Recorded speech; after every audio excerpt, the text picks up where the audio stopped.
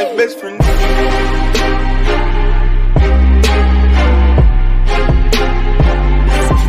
That's my best friend.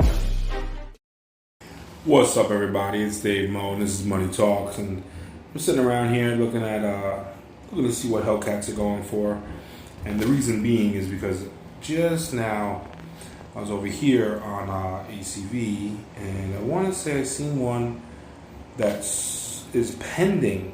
So the 2021 Charger Hellcat Red Eye, 4,000 miles, and it's pending for 80. So I was thinking maybe I could pick up like a 2020 for 40 or 50 and put it out there on ACV for some quick cash. But I came across this, and this is what you guys really want to watch out for, in my opinion, and know the law. So this is a 2015 Charger RT sedan. Really nothing wrong with this car until you start reading it. Now, again, you want to know the law.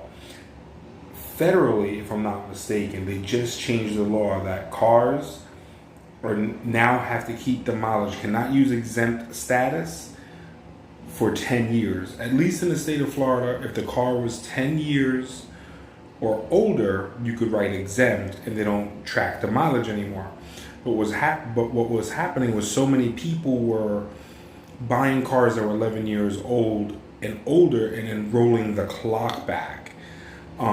Huge thing happened here 3 years ago. A dealer got caught with like 180 of these rollback cars.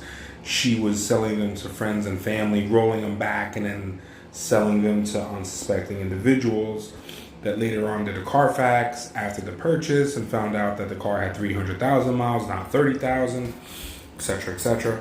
So looking through this ad, I was like, oh, let me just read it. You know, this seems like a decent price. Price is firm, cash only. Okay. 2015. So even by the 10-year standard, that's still too young to have exempt. So as you start reading here, it says, title is clean, not rebuilt or salvaged, but mileage is exempt, meaning mileage is not on the title. Let me tell you this right now. It's impossible to have it exempt. What they're trying to do is convince you that exempt means odometer rollback or TMU, which is true mileage unknown, which is probably stamped on the title.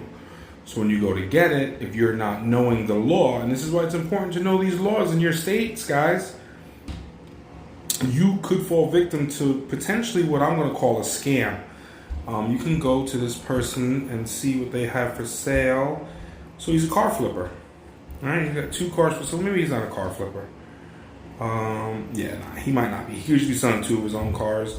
Let's take a look at this one. I did not look at this one yet. Let's see.